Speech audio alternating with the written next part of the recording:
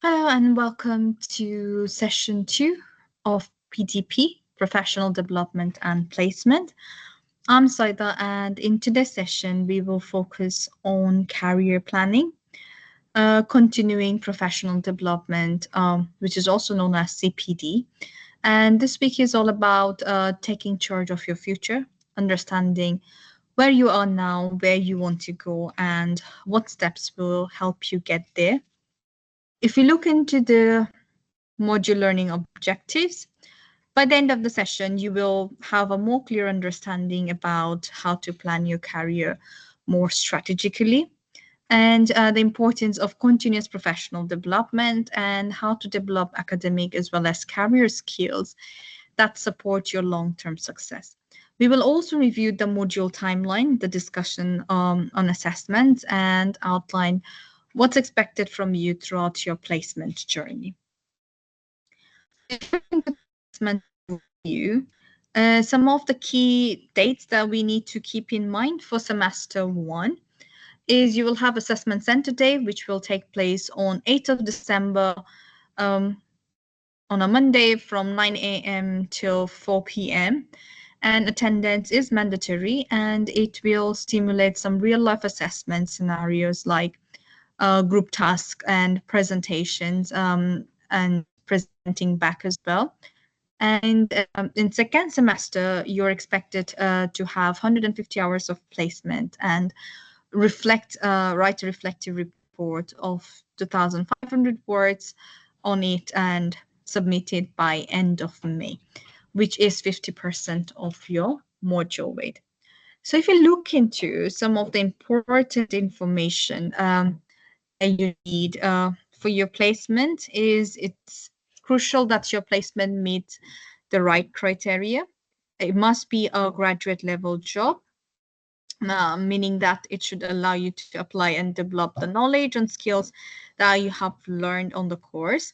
And this is also an opportunity to simply extend your part-time job as well through some more cases, roles that can be scaled up if the work becomes more developmental.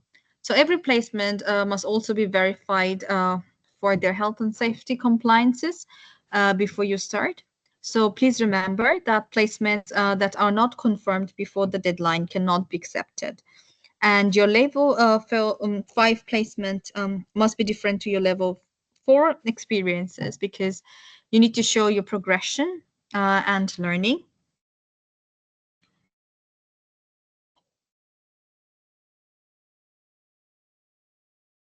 If you look into the procedure of engaging in this module, which is absolutely essential, and we are going to track your participation through your attendance and your communication with the placement team and some evidence of active job searching, like making applications in my career of LTU, get in touch with the placement officers of Scholar School System, and outreach emails to your employers. So what you need to focus on are some of the information that you need to keep in mind when you're planning for your career. The 4 key areas that you can highlight on is on career information and awareness. So understanding the entry requirement, the industry trends, as well as qualifications in your chosen field.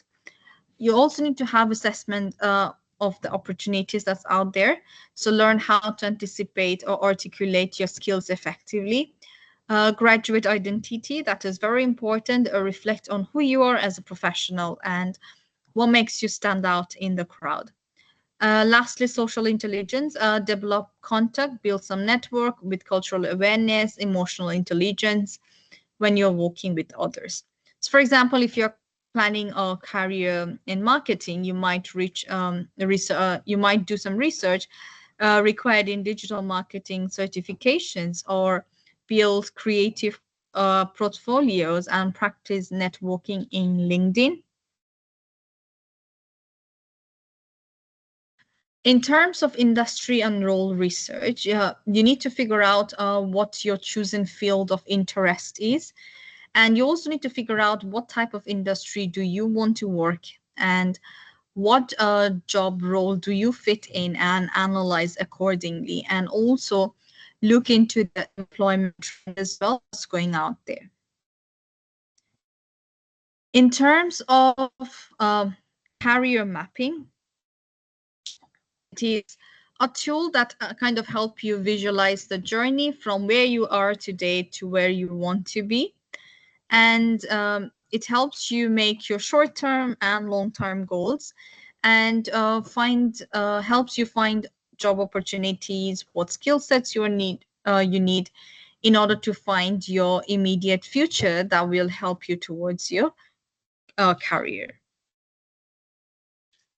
In terms of conducting a personal SWOT analysis, we need to ask ourselves what our strengths are. For example, like you might be good at communication, you might be good at teamwork or creativity. We also need to look into our areas of development or areas where we need to improve, maybe time management or confidence in presentation.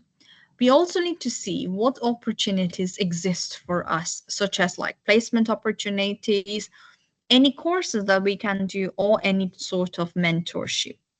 And very lastly, we need to see what threats might hold me back. It can be limited work experience or industry competition. So this self-assessment kind of help us to develop or guide our developmental plan.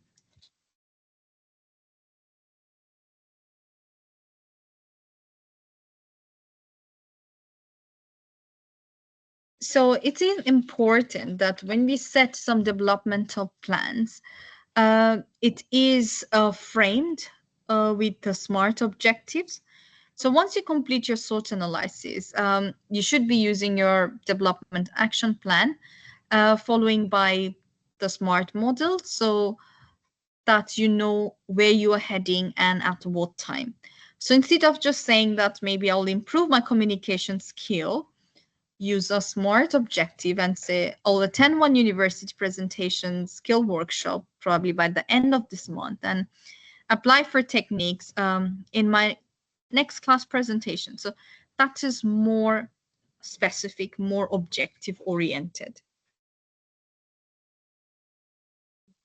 Looking into why professional development matters, simply just put yourself, if you want to progress in your career, continuous learning is definitely essential. And if you look into CPD, how it helps you kind of stay updated with new knowledge and industry changes. It definitely boosts your confidence and credibility, and builds valuable networks, and also open doors to new career opportunities. So it's like taking ownership of your career and then adding value to both yourself as well as to your employer. In terms of looking into some of the benefits, this definitely helps you expand your knowledge. This boosts your confidence to a different level, and this definitely opens a lot of doors for you that you can help to breach that gap. If you look into what this professional development can I do now, is there are many ways you can, and some of the simple and effective way is to start with your professional development right now, like take a LinkedIn learning course or some Google Garage courses that will enhance your technical as well as soft skills. Attend some guest lectures, seminars, talk with alumni, attend career fairs, volunteer or take leadership in roles like student ambassador, class representative. Also join societies such as business society or any other society that's around you to strengthen your teamwork and communication. So each of these experience will help you stand out to your employers and build like real world confidence. So I strongly recommend setting up your LinkedIn profile using your university email, and then activate your LinkedIn Learning, so which will offer thousands of professional development videos and courses across industry. So use the link to access your free account, and completing it 1 or 2 short courses each month or week will help you build your digital portfolio and also show initiative to your future employers. So next week, we will be looking into the prospects and conduct some industry and sector research. We will also look into the placement opportunities that you can browse over My Career. So this leads to the end of the session. Thank you for listening.